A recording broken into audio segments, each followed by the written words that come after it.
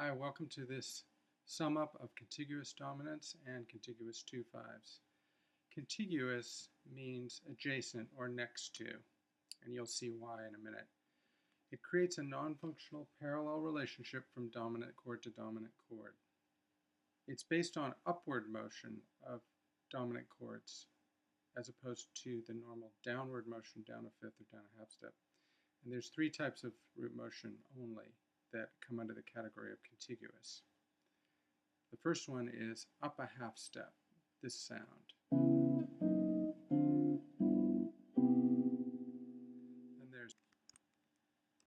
Then there's up a whole step.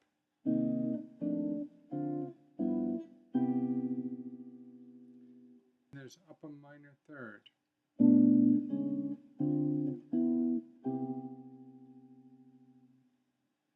Common uses. One way to use them is to create an interesting delay, a delayed resolution into the 2/5 that you're headed towards. A good example of this is John Coltrane's tune, Moment's Notice.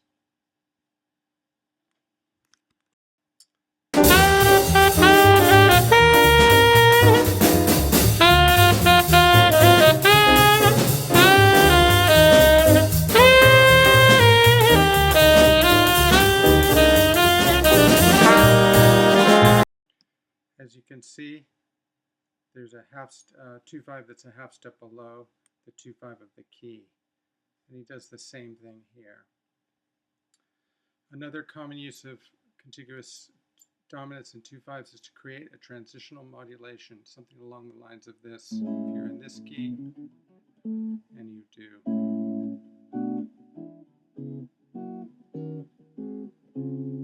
to get you to another key with a pattern that is discernible by the ear, so there's a feeling of order. It's not the order that you get from typical dominant resolution. It's an order created by an interval pattern. In this case, up in minor thirds. Next, you have the concept of extending the cadence from the 5 chord, so going to a series of 2/5s that after a 5 chord and before you resolve to 1. There's an example of this in the song Siora, which we'll look at in a minute. And another common use of contiguous chords is to create an alternative to extended dominants. In other words, a pattern-oriented way to include dominant chords that is not based on down a fifth or down a half step motion. Fifth way is to harmonize static melodic phrases, as in Moment's Notice, and phrases built on a melodic sequence. So let's deal with the static melodic phrase first. Let's revisit Moment's Notice and look at the static melody that is used while the 2/5s change underneath it.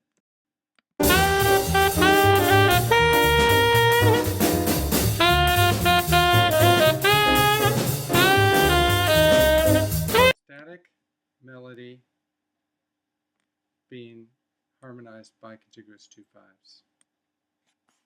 We're going to talk about phrases built on a melodic sequence. You'll see from this song, you'll perceive a melodic sequence in this middle area of the tune and notice the harmony that underpins it.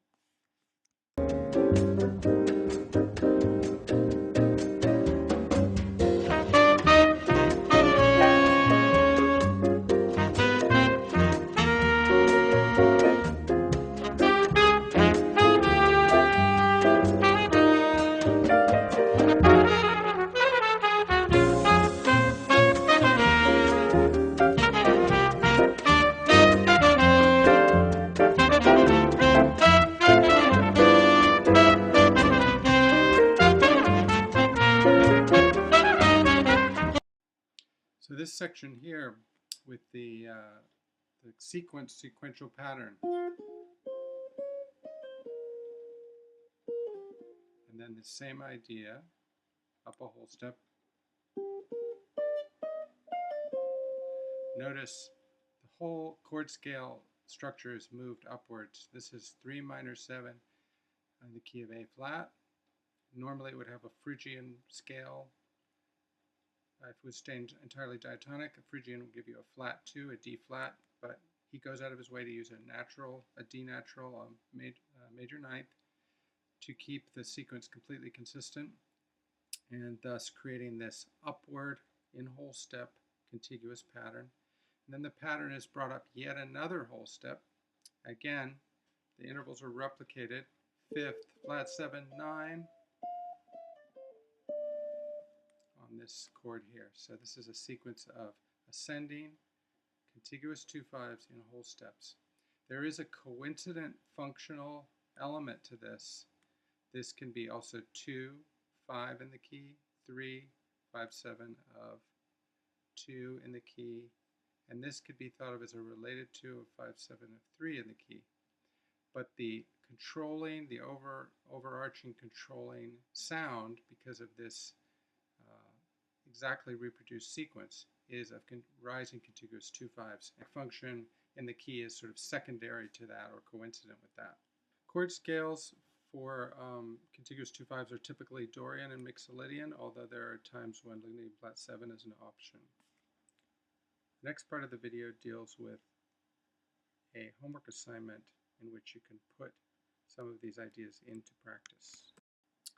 In this assignment, you are going to replicate some of the common uses of contiguous dominants and 2/5s. And the first thing, in this first activity, you are going to harmonize this sequential melody in the same concept as what was used in Ciora. This sequential melody, you're going to harmonize it with dominant chords, contiguous dominant chords, moving upward in half steps. You can hear the way it is now. This establishes the key of C.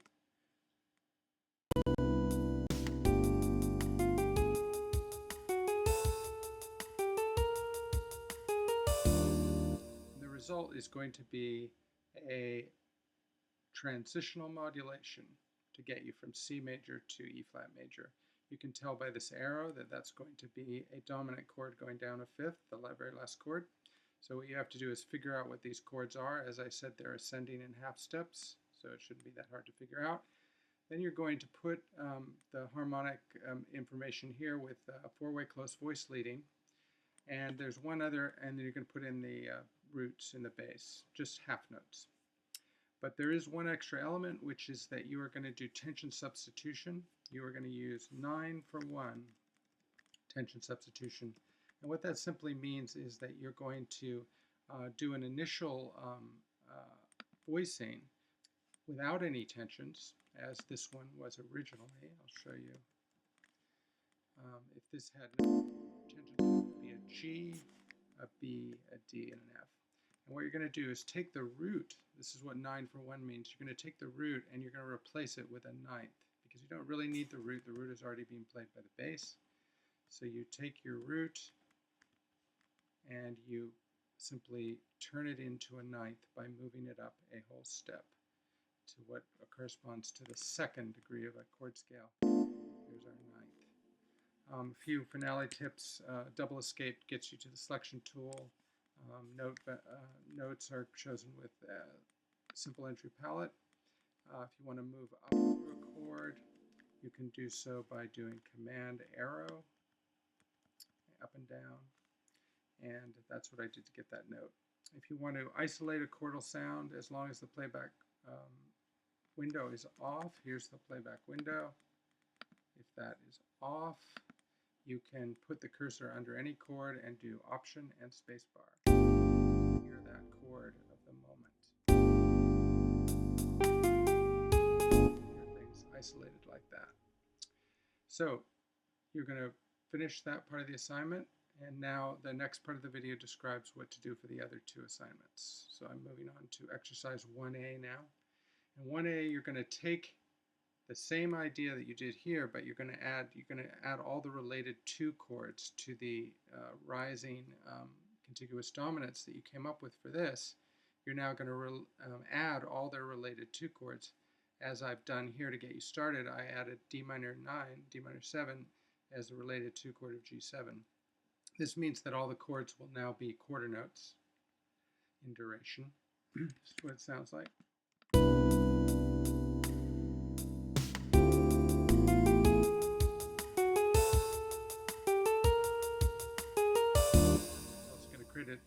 a transitional modulation, but it will sound a bit smoother and a bit richer, a bit more active, because there will be this constant changing of chords, 2/5s.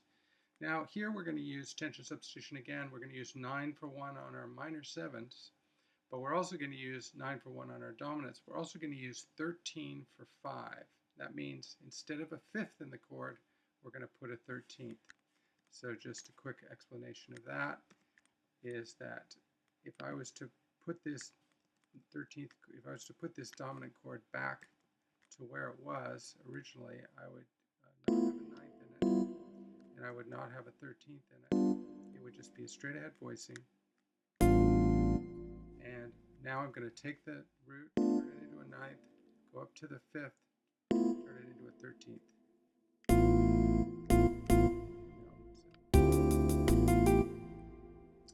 That's basically it. And you're going to do that for, you're going to add a 9th to all the, you're going to replace the root with a 9th in the minor 7s. You can see here if that was the root, I turned it into a 9.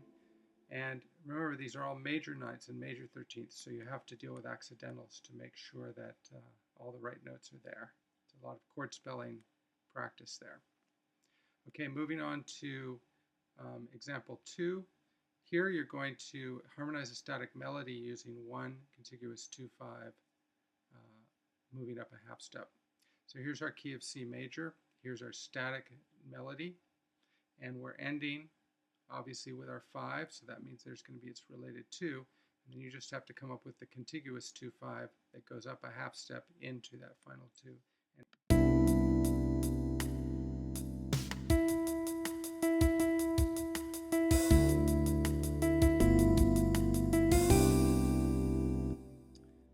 And that's it.